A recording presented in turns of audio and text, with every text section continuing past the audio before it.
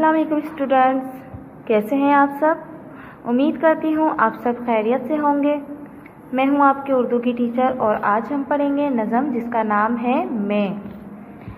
चलिए तो शुरू करते हैं। स्टूडेंट्स, आप सबको इस नज़म का नाम पढ़ के ही मालूम हो गया होगा कि ये नज़म किसके बारे में है, ख़ुद के बारे में। चलिए तो शुरू करते हैं। स्टूडेंट, सबसे पहले आप इस नज़म को गौर से सुनेंगे और फिर बाद में मेरे साथ पढ़ेंगे।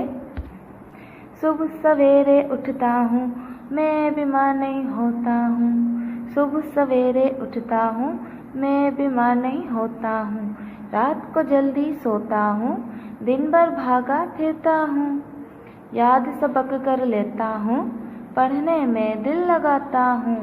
स्टूडेंट, अब पढ़िए मेरे साथ।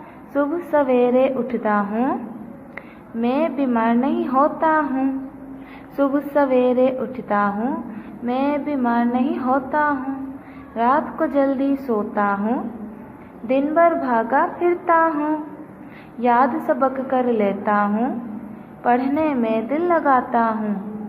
स्टूडेंट्स, आप सब भी घर पे इस नज़म को अच्छे से याद कीजिएगा।